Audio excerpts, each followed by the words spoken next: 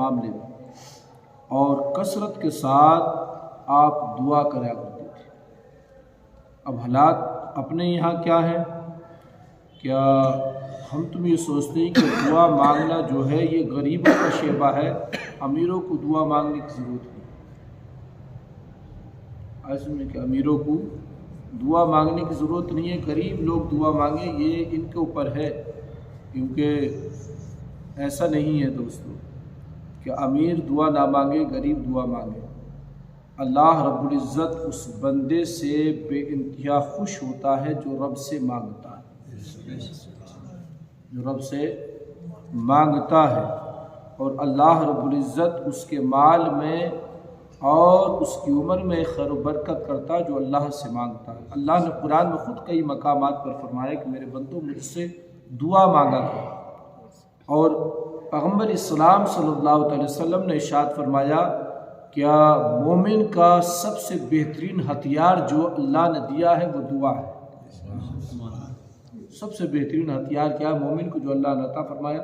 وہ دعا ہے، کیونکہ دعاؤں سے تقدیریں بدل جاتی ہیں، دعاؤں کے ذریعے سے اللہ رب العزت جنگ فتح عطا فرما دیتا ہے، دعاؤں کے ذریعے سے اللہ رب العزت بے اولاد کو اولادیں دے دیتا ہے، دعا کے ذریعے سے اللہ رب العزت غریب کو مالدار کر دیتا ہے، دعا کے ذریعے سے اللہ رب العزت ایک بیمار کو شفا عطا فرما دیتا ہے۔ تو دعا مانگنی چاہیے۔ سیدنا ابو بکر صدیق رضی اللہ تبارک عنہ کثرت کے ساتھ دعا مانگتے۔ کئی ایسی دعائیں ہیں جو مخصوص یعنی سیدنا صدیق اکبر رضی اللہ تبارک عنہ نے مانگی، خاص کر ان کی طرف نسبت کی جاتی ہے کہ یہ دعائیں ابو بکر ہے۔ حضرت سیدنا ابراہیم ارشاد فرماتے ہیں کہ آپ رضی اللہ تبارک و تعالی عنہ انہی صفات کی بنا پر یعنی کثرت سے دعا مانگنے کی بنا پر اور عاجزی کرنے کی بنا پر آپ کا ایک لقب تھا اواہن۔ کیا تھا؟ اواہن، یعنی کثرت سے عاجزی کرنے والا اور کثرت سے دعا مانگنے والا۔ آئیے آپ کی پیدائش کے اوپر بات کرتے ہیں۔ سیدنا ابو بکر صدیق رضی اللہ تبارک عنہ جو پیدائش ہوئی، اللہ کے حبیب صلی اللہ تعالی علیہ وسلم سے پیغمبر اسلام صلی اللہ علیہ وسلم دنیا میں مبعوث ہونے کے بعد آپ 2.5 سال کے بعد اس دنیا میں پیدا ہوئے، یعنی 2.5 سال کم و بیش یا اس سے 2-4 دن آگے یا پیچھے اللہ کے حبیب صلی اللہ علیہ وسلم سے عمری لحاظ سے سیدنا ابو بکر چھوٹے ہیں۔ یعنی عام الفیل ایک مشہور واقعہ جو ابرہا جو اپنے اونٹوں کا لشکر لے کر آیا تھا کعبہ شریف کو ڈھانے کے لیے، تو عام الفیل اس کو اس زمانے کو بولتے ہیں۔ عام الفیل کے یعنی 2.5 سال کے بعد سیدنا ابو بکر صدیق رضی اللہ تبارک عنہ پیدا ہوئے۔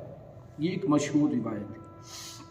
آپ رضی اللہ تبارک و تعالی مکہ شریف کے اندر پیدا ہوئے ہیں، اور آپ کا مکان آبائی وطن بھی مکہ ہی شریف رہا، آپ مکہ شریف میں رہے۔ اچھا، سیدنا ابو بکر صدیق رضی اللہ تبارک تعالیٰ کی آپ کی زندگی مبارک میں 3 گھر آپ کے رہے جن میں آپ رہتے تھے۔ 3 گھر کے اندر سب سے پہلے تو مکہ شریف میں حضرت سیدنا ابو بکر صدیق رضی اللہ تبارک تعالیٰ کا ایک گھر محلہ مسفلہ میں واقع ہے۔ یہ محلہ مسفلہ اس زمانے کے اندر یعنی VIP محلہ تھا۔ کیا تھا؟ یہ VIP لوگوں کا محلہ تھا، یعنی جو بڑے بڑے جو تاجر لوگ تھے، جو تجارت کرنے والے تھے، بڑے وپاری جو لوگ تھے، وہ سب کے سب اس محلے کے اندر رہتے تھے۔ تو یہ VIP کالونی جو ہوتی ہے نا شہروں میں، یہ آج کوئی نئی بات نہیں ہے، یہ اس دور سے چلا آ رہا ہے۔ اس دور سے 1450 برس پہلے سے یہ چلا آ رہا ہے کہ سیدنا ابو بکر صدیق رضی اللہ تبارک عنہ جس محلے میں رہتے، تمام تاجر جو تھے شہر کے اس محلے کے اندر رہتے تھے، اور جس مکان میں سیدنا ابو بکر صدیق رضی اللہ تبارک عنہ رہتے تھے مکہ شریف میں، جو آپ کا مکان تھا، تو آپ کے اس مکان کے اندر وہ 2 پتھر موجود ہیں جو اللہ کے حبیب صلی اللہ علیہ وسلم کے اعلان نبوت سے پہلے آقا پر صلاۃ و سلام پڑھتے تھے۔ اللہ کے رسول صلی اللہ علیہ وسلم پر درود و سلام پڑھتے تھے، وہ پتھر سیدنا ابو بکر صدیق رضی اللہ تبارک عنہ کے مکان میں۔ دیکھیے تو اب اگر ہم درود و سلام پڑھیں تو شرک کیسے ہو جائے گا یار؟ جن پر پتھر سلام پڑھ رہے ہیں، جن پر حجر سلام پڑھ رہے ہیں، تو پھر ہمیں بھی چاہیے کہ ہم اپنے نبی پر زیادہ سے زیادہ درود و سلام پڑھیں۔ اور آپ نے سیدنا ابو بکر نے وہ پتھر محفوظ رکھے، اس لیے اس نسبت سے یہ پتھر میرے نبی پر درود پڑتا ہے۔ تو نسبتوں کا خیال ہمارے بزرگوں نے رکھا ہے، ہمیں بھی رکھنا چاہیے۔ بظاہر تو وہ پتھر تھا، اس کو رکھنے کی کیا ضرورت تھی، مگر اس لیے سیدنا ابو بکر صدیق رضی اللہ تبارک تعالیٰ نے اپنے مکان میں اس کو محفوظ رکھا کہ یہ پتھر اللہ کے رسول سے محبت کرتا ہے، یہ پتھر اللہ کے رسول صلی اللہ علیہ وسلم سے محبت کرتا ہے۔ یعنی ابو بکر ہر اس چیز سے محبت کرتے ہیں جو چیز نبی سے محبت کرتی ہے، جو چیز نبی سے محبت کرتی ہے۔ اور ہمیں بھی یہی درس دیا گیا ہے کہ جس چیز کی نسبت نبی سے ہو جائے تم بھی اس چیز سے محبت کرو، جس چیز کی نسبت اللہ سے ہو جائے اس سے تم بھی محبت کرو۔ یعنی یہ نسبتوں کا جو معاملہ ہے، ایک ایسی نسبت ایک ایسی چیز ہے کہ ایک ادنا انسان کو اعلیٰ بنا دیتی ہے، ایک ادنا انسان کو اعلیٰ بنا دیتی ہے۔ حضرت شیخ صادق رحمۃ اللہ علیہ بہت بڑے عالم گزرے ہیں، بہت بڑے اللہ کے ولی کامل گزرے، سرکار سیدنا غوث پاک محبوب سبحانی کے دور کے ہیں، ایران کے رہنے والے تھے، شہر سراج کے اندر۔ تو آپ فرماتے ہیں، یہ فارسی کی آپ کی کتاب ہے، فارسی کی حقائق کے اندر ہے، آپ فرماتے ہیں کہ ایک مرتبہ میں حمام میں گیا، تو حمام میں جب میں گیا تو وہاں ایک مٹی رکھی ہوئی تھی، مٹی پہلے حمام خانے بنے ہوئے ہوتے تھے غسل کرنے کے لیے، نہانے کے لیے، شہروں کے اندر آج بھی ہوتے ہیں شہروں کے اندر، مگر آج کا حصہ الگ ہے، اس دور کا معاملات الگ تھے۔ فرماتے جب میں حمام میں گیا تو کیا دیکھا، وہاں مٹی رکھی، تو جب میں نے دیکھا تو اس مٹی سے بھینی بھینی خوشبو آ رہی، بھینی بھینی خوشبو آ رہی تھی۔ میں نے اس مٹی سے مخاطب ہو کے پوچھا کہ تو بظاہر تو دیکھنے میں مٹی لگ رہی ہے، تو مٹی سے تو خوشبو آتی نہیں ہے، تیرے اندر خوشبو آنے کی وجہ کیا ہے، تیرے اندر خوشبو آنے کی وجہ کیا ہے؟ تو مٹی نے کہا، شیخ صادق میں کچھ دنوں گلابوں کی صحبت میں رہی، گلاب کے پھولوں کی صحبت میں رہی ہوں، ان کی صحبت میں رہنے کی وجہ سے، ان کی نسبت سے میرے اندر بھی خوشبو آنے لگی، میرے اندر بھی خوشبو آنے لگی ہے۔ تو شیخ صادق رحمۃ اللہ علیہ فرماتے ہیں، اے بندے اگر تو گناہ گار ہے، سیاہ کار پاپی ہے، اگر اللہ کے محبوب بندوں سے تو نسبت جوڑ لے، اپنی ان سے نسبت جوڑ لے، جیسے ایک بے جان مٹی خوشبو میں بدل گئی، اگر تو اللہ کے محبوب بندوں سے اپنی نسبت جوڑ لے گا تو بھی اپنے گناہوں سے توبہ کر لے، سبحان اللہ، اپنے گناہوں سے توبہ کر لے گا، اپنے گناہوں سے بچ جائے گا۔ اور جو اللہ رب العزت کا خاص کرم فضل اپنے محبوب بندوں پہ ہوتا ہے، اس نسبت کی وجہ سے اللہ وہی کرم تیرے اوپر بھی فرما دے گا، سبحان اللہ، تیرے اوپر بھی کرم فرما دے گا۔ تو آپ ان پتھروں کو بڑا محفوظ کر کے آپ نے رکھا۔ دوسرا، جب آپ مدینہ شریف تشریف لے کر آ گئے تو مسجد نبی شریف کے بالکل دیوار سے لگا ہوا جسٹ بازو میں آپ کا مکان مبارک ہے، جس کی ایک کھڑکی مسجد نبی شریف کے اندر کھلتی تھی، کھڑکی مسجد نبی شریف کے اندر کھلتی تھی۔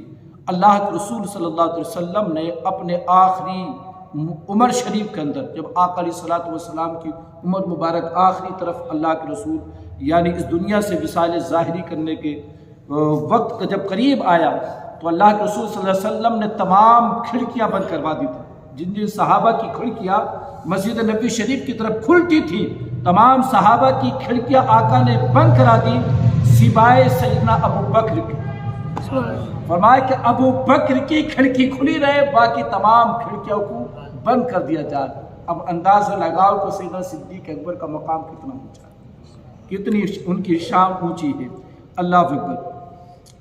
حضرت ماں عائشہ صدیقہ رضی اللہ عنہ سے پوچھا کہ حضرت سیدنا ابو بکر صدیق رضی اللہ تعالیٰ عنہ جسمانی آپ کچھ ان کا حال بتائیے کہ وہ کس طرح کے تھے؟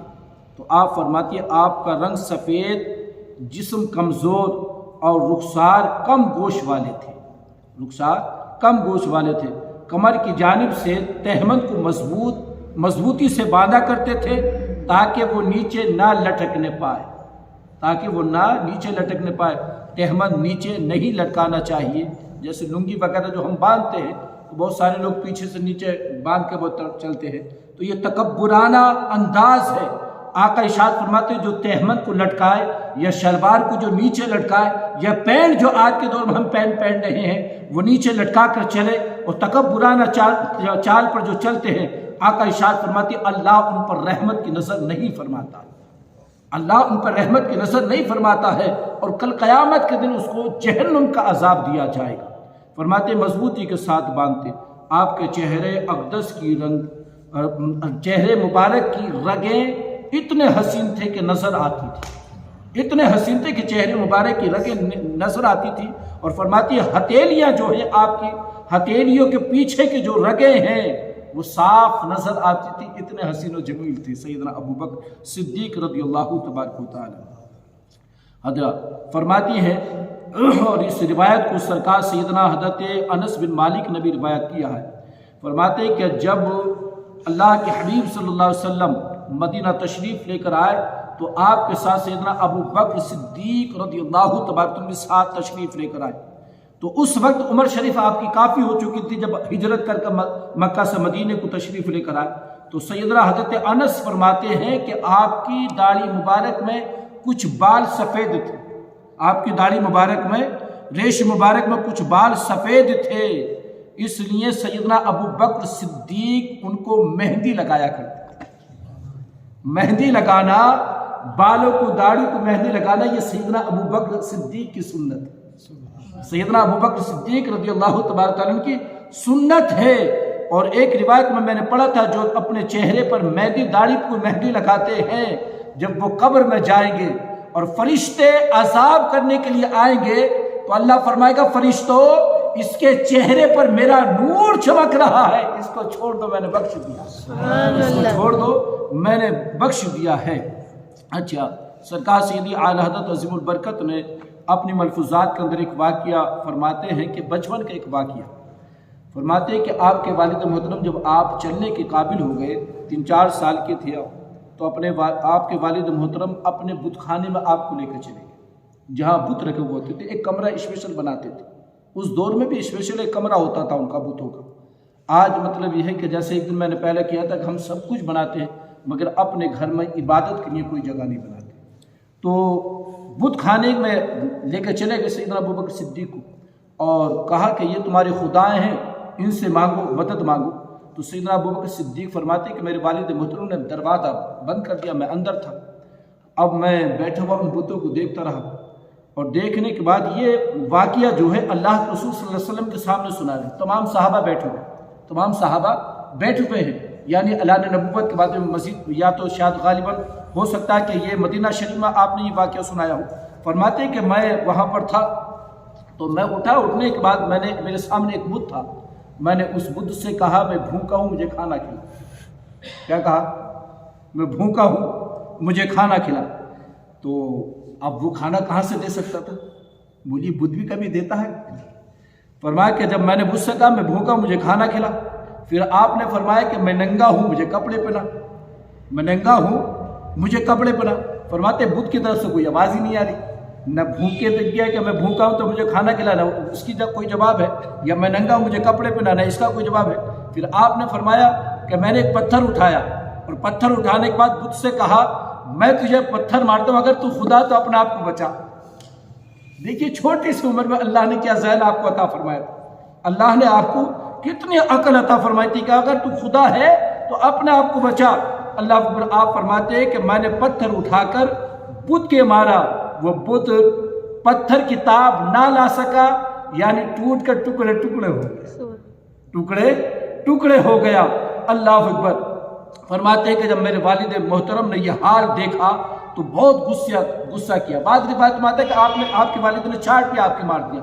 مگر بعض روایت سرکار سیدھی عالم فرماتی کہ غصے میں آپ کا ہاتھ پکڑ کر اپنی آپ کی والدہ کے پاس لے کر چلے گئے اور وہ سارا واقعہ سنا کہ اس تمہارے بیٹے نے ایسا کیا ہے. تو آپ کی والدہ محترمہ نے فرمایا کہ میرے سرتاج اس کو اس کے حال پر چھوڑ دو، کیونکہ جس دن یہ پیدا ہوا تھا تو پردے غیب سے آواز آئی تھی، ایک پردے غیب سے آواز آئی تھی، اے اللہ کی سچی بندی تجھے خوشخبری ہو، یہ بچہ جو پیدا ہوا ہے یہ عتیق ہے، یہ جو بچہ پیدا ہوا ہے عتیق ہے، آسمانوں میں اس کا نام صدیق ہے اور محمد صلی اللہ علیہ وسلم کا صاحب اور ان کا رفیق ہے. سبحان اللہ. صاحب اور ان کا رفیق ہے. جب آپ نے یہ روایت بیان کی نا مجلس صحابہ میں آقا کے سامنے تو سیدنا جبریل علیہ الصلوۃ والسلام حاضر ہوئے. سیدنا جبریل علیہ الصلوۃ والسلام حاضر ہوئے اور حاضر ہونے کے بعد عرض کرتے صدقہ ابو بکر وہو صدیق، یعنی ابو بکر نے سچ کہا ہے، وہ صدیق ہے، وہ صدیق ہے، صدیق ہے. 3 مرتبہ سیدنا جبریل علیہ الصلوۃ والسلام نے اس بات کی گواہی. اب بتائیے کہ سیدنا صدیق اکبر کی گواہی، سچائی کی گواہی جبریل دے رہے ہیں. آج کا اگر کوئی بیہودہ مولوی ان کی شان میں گستاخی کرے تو ہم اس کی بات مانیں گے یا جبریل کی بات مانیں گے؟ ہاں، تو سیدنا صدیق اکبر سچے ہیں، وہ صدیق ہے. اللہ رب العزت ان کی محبت ہمیں عطا فرمائے. مالک مولا جو کچھ